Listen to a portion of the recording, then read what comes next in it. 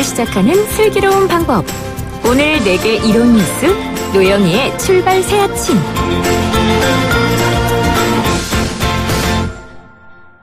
너무 마음이 아팠던 사회적 3사 특조 얘기 들어봤는데요. 일단 마음을 추스리고 이제 다른 이야기 좀 나눠보겠습니다. 오늘 금요일입니다. 저희 연예 전문 기자 김대호 기자 모시고요. 연예계 핫뉴스 다뤄보는 시간이죠. 버닝썬 사태가 아직 잊혀지지도 않았는데 YG 엔터테인먼트가 또다시 뉴스를 장식하고 있습니다. 원정 도박 등의 혐의를 받는 가수 승리 씨와 양현석 전 YG 엔터테인먼트 대표가 각각 소환 조사를 받았고요. 좀 전에 이 양현석 씨 귀가하는 모습이 화면에 잡히기도 했습니다. 자세한 얘기 나누겠습니다. 김대호 연예 전문 기자 나와 계십니다. 안녕하세요. 네, 안녕하세요. 본격적인 얘기 시작하기에 앞서서 우선 어제 구하라 씨 사건 또 사람들이 까먹었을 수도 있는데 구하라 씨 사건 관련된 판결이 있었는데 사건 내용과 판결 이런 거 좀 알려주십시오. 네, 어제 이제 정치적으로도 굉장히 대법원 판결이 있었고 여러 바빴지만은 연예계도 굉장히 바빴습니다. 네. 그래서 양현석 씨의 경찰 출두 관련한 것이 있었고 또 구하라 씨 사건이 마침내 이제 1심 판결이 났어요. 그래서 이제 어제 이제 서울중앙지법 형사 2단독에서 재물손괴, 상해, 협박, 강요, 성폭력 범죄. 그렇게 많아요? 뭐가? 5가지에 대해서 혐의에 대해서 이제 판결이 내려졌는데 네. 징역 1년 6개월에 집행유예 3년. 그런데 여기서 이제 문제는 성폭력 범죄에 관한 부분이 무죄가 났다는 부분입니다. 왜 그런가요, 그게? 네, 그래서 일반인 분들이 이제 이번 판결이 너무 가벼운 것이 아니냐 이렇게 네. 이야기를 많이들 하고 있고 언론에서도 이제 이 부분에 대해서 조금 잘못 쓰고 있는 부분이 있는데 이 동영상과 관련된 부분은 실제적으로 검찰이 기소조차 하지 못한 내용이에요. 그래서 이번에 이제 언급된 성폭력 범죄 카메라 이용 촬영은 이 두 사람이 지난 8월에 사이가 좋을 때 펜션에 놀러 가서 촬영했던 동영상이 아닌 사진입니다. 아, 그렇군요. 그리고 이제 이 사진과 같은 경우에는 얼굴을 확인할 수 없고 신체 중요 부위가 전혀 노출되지 않는 형태였는데 과연 이 사진을 이 구하라 씨가 인지하는 것 속에서 촬영했는지 안 했는지가 이제 관건이었던 부분이었던 것이고 하지만 이제 이번 이제 재판부에서 의미 있는 판결 내용이 있어요. 바로 이제 협박과 관련된 부분인데 비록 이제 이 피의자, 최룡범이라는 피의자가 촬영하지 않은 동영상이더라 하더라도 어떤 협박의 수단이 되어졌을 땐 이것이 협박의 증거로서 작용이 된다. 라고 이번 판결에서 이제 협박 부분을 인정을 하게 된 것입니다. 그래서 이제 여러 가지 양형 사유에 대해서 이제 초범이고 그다음에 또 본인 역시 피해를 입은 후에 우발적으로 저지른 일 이런 점을 고려해 가지고 징역 1년 6개월에 집행유예 3년 이렇게 받았는데 아직 많은 또 일부에서는 너무 처벌이 가볍다 이런 이야기도 나오고 있습니다. 그때 그 동영상이 구하라 씨가 찍은 동영상이었다. 내지는 허락을 했다 이런 거가 좀 쟁점 아니었습니까? 그러니까 이제 이번 재판부에서도 굉장히 곤혹스럽게 그 부분에 대해서 표현을 했는데 이 피의자가 촬영하지 않은 것에 대해서는 명백하다라는 이야기가 있습니다. 그러니까요. 예. 자, 어쨌든 구하라 씨 사건 오랫동안 취재를 하셨는데 이번 사건을 겪으면서 구하라 씨 본인이 많이 힘들어했다고 그러더라고요. 네, 실질적으로 이제 구하라 씨는 이번 사건뿐만 아니라 여러 가지 일들로 인해 가지고 굉장히 정신적으로 어려움을 많이 겪었어요. 그래서 이제 실제적으로 음독을 시도하기도 했었고 네. 이번 사건 전에 그리고 또 이제 여러 가지 또 일들이 있었는데 이번 일을 겪으면서도 이 SNS를 통해서 굉장히 힘든 점들을 이야기를 하기도 했습니다. 그리고 또 지금 현재는 이제 일본에서 활동 중인데 국내 팬들과 이제 소통을 SNS로 하고 있는데 힘든 점들을 많이 나타내고 있는 중입니다. 구하라 씨 측 반응은 어떻습니까? 네, 구하라 씨 측의 이제 법률 대리인인 법무부인 세종에서는 이 징역형 집행유예 선고에 대해서 적정한 양형이 아니다. 항고심에서 합당한 처벌을 희망한다라는 입장을 내놨습니다. 네, 근데 이런 식으로 연인 관계 있던 두 사람이 헤어지고 난 다음에 원래 옛날에 살이 좋았을 때 찍은 영상물을 자꾸 빌미로 협박하는 일이 좀 비일비재한 것 같아요. 근데 연예계에 그런 사례가 많습니까? 네, 연예계도 존재하고요. 이 문제 같은 경우에 저는 사랑과 영혼이라는 비유를 많이 드는데요. 사랑과 영혼이요? 예, 데미모가 출연했던 영화 있잖아요. 네. 이 두 사람이 너무나 좋은 사이였기 때문에 같은 도자기를 빚어요. 그러다가 이것이 어떤 사연에 의해서 두 사람이 헤어진 이후에 그 도자기로 상대방을 때린다면 이것은 흉기로 작용할 수밖에 없는 문제이거든요. 네네. 그렇기 때문에 이런 것에 대해서 조금은 이제 법도 좀 강화가 되어져야 되고 좀 정리되어져야 될 부분들이 존재하지 않나 하는 생각이 듭니다. 그리고 또 연예인 같은 경우에 항상 이런 몰카 촬영이나 뭐 여러 가지 이제 동영상과 관련된 협박 부분들이 알게 모르게 이루어지고 있는 부분들이 있기 때문에 안 알려진 부분도 분명히 존재하거든요. 이 부분에 대해서도 당사자들이 조금은 이제 뭐 그 개인적인 이 취향이나 이런 문제가 있긴 하지만 조심을 해야 되지 않을까 하는 생각이 네, 듭니다. 데미 무어랑 패트릭 스웨이지인가요? 그 그렇죠. 옛날에 사랑과 영혼이라는 영화 엄청나게 유행했었는데 그 영화에서처럼 서로 사이질 때는 도자기 아주 아름답게 굽다가 나중에 화가 나면 그걸로 때린다. 상당히 의미 있는 비유였습니다.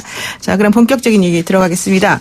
빅뱅의 승리 그리고 양현석 전 YG 엔터테인먼트 대표가 경찰에 출석해서 조사를 받았는데 이게 왜 조사를 받고 있는 겁니까? 네, 그 양현석 대표는 이제 미국 라스베이거스에서 달러를 빌려서 이제 그 호텔 카지노 등을 드나들며 수십억 원대의 도박을 하고 또 국내에 들어와서 도박 자금을 원화로 갚는 방식의 불법 환전한 혐의, 그러니까 상습 도박과 외국환 거래법 이 부분에 대해서 중점 수사를 받았고, 물론 이제 그 이 성접대와 관련된 부분도 조사를 받았습니다. 이 방송 들어오기 전까지도 제가 그 양현석 대표가 경찰서에서 나왔는지 안 나왔는지에 대해서 했는데 조금 전에 나왔는데, 그러니까 어제 이제 아침 9시 50분에 그 경찰에 들어가서. 출두를 했으니까 지금까지 뭐 한 24시간 거의? 24시간 거의 조사를 받은 거라고 보이시네요. 밤샘 조사를 지금 받았다는 건 상당히 혐의 사실이 많다는 건데 또 한편으로는 다시 나오기 싫다. 빨리 끝내버려라. 그런 이런 얘기도 되는 거죠. 네. 그런데 승리 씨가 어느 정도 자신의 혐의 사실 중에 일부는 또 시인한 부분이 있다고 하더라고요.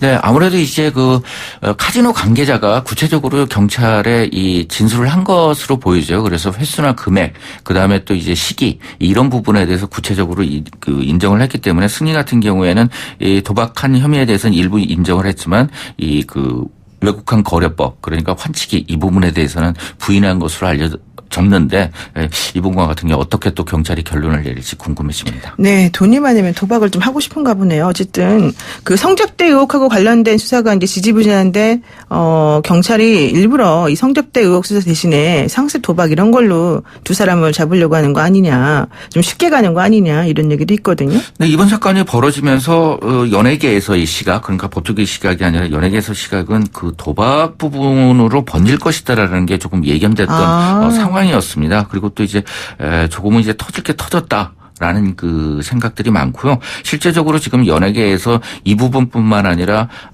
미국 라스베이거스나 아니면 마카오 정키 등을 출입하는 연예인들이 있습니다. 그리고 제가 확보한 제보자에 따르면 이 장소에서 연예인 K씨 등이 그 자주 이제 그 목격이 되어졌다는 부분도 있기 때문에 이 부분도 이제 경찰에서 조사가 이루어질 것으로 제3자이긴 합니다만 사건이 번질 것으로 보이죠. 그러니까 이게 근데 가능했던 이유가 그 YG가 미국에 법인이 있어서 YG 미국 법인의 돈을 이용해서 이런 도박을 했었다 이런 거 아니겠어요? 네, 이 부분에 대해서 이제 그 도박뿐만 아니라 세금 탈루와도 연결이 그렇죠. 되는 부분이거든요. 네. 이 부분에 대해서는 국세청에서도 일부 자료를 확보하고 있는 것으로 전해지고 있습니다. 그래서 그 국내 이제 이 엔터테인먼트 기업이 현지, 그러니까 주로 이제 미국 법인이나 일본 법인, 중국 법인을 소지하고 가지고 있는데, 이곳에서 이제 그 세금 탈루, 그러니까 콘서트를 하고 정상적으로 이제 국내 수입으로 안 잡고 현지에 이제 돈을 남겨두거나, 아니면 또 이제 이처럼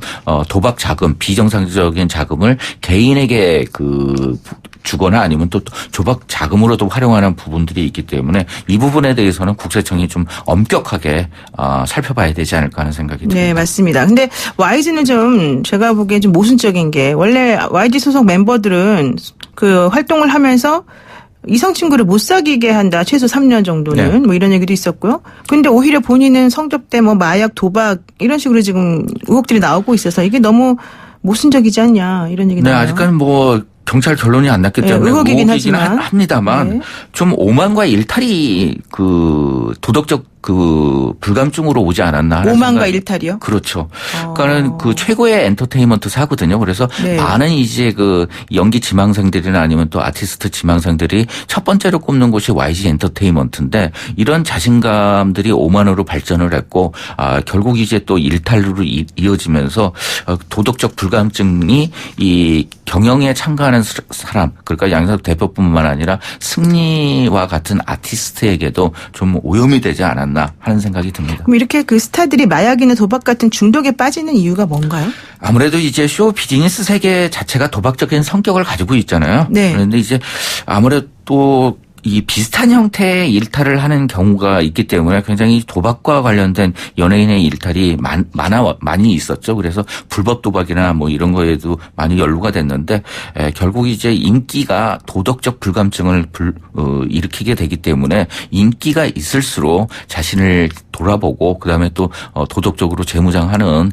조금 그런 것들이 우리 연예계에 좀 있어야 되지 않을까 하는 생각이 듭니다. 저는 이제 이런 기획사에서 물론 성과 위주도 중요하지만은 좀 정신적으로 그 사람들을 아우르고 좀 다독거릴 수 있는 그런 시스템도 좀 마련해야 되지 않을까 생각이 좀 듭니다. 그렇습니다. 네. 근데 사실 또 이제 그 YG 엔터테인먼트는 우리나라로 치면 상당히 중요한 기업이에요. 네. K-팝에서 중요한 의미가 있기 때문에. 그래서 오히려 이번 사건 때문에 우리나라의 K-팝 문화나 이런 산업 자체가 위축될 우려도 있다. 이렇게 보는 입장도 있더라고요. 일부 가능성은 있습니다. 뭐 현재 소속된 그룹이 빅뱅 거의 뭐 이제 해체 단계라고 할 수 있겠는데 네. 이뿐만 아니라 위너, 아이콘, 블랙핑크, 악동뮤지션, 21 그리고 이제 많은 또 연기자를 그 소속 연예인으로 가지고 있습니다. 그래서 일부 영향은 있기는 하겠지만은 우리가 한류가 더욱더 세계로 뻗어나가기 위해서는 이런 도덕적인 부분에 대해서도 좀 그 가지치기를 하고서 네. 이렇게 정상적으로 진출해야 되지 않을까 하는 생각이 듭니다. 네. YG가 다시 부활하기 위해서 위기 관리를 잘했으면 좋겠습니다. 네. 오늘 말씀 여기까지 듣겠습니다. 고맙습니다. 지금까지 김대호 연예전문기자와 함께했습니다.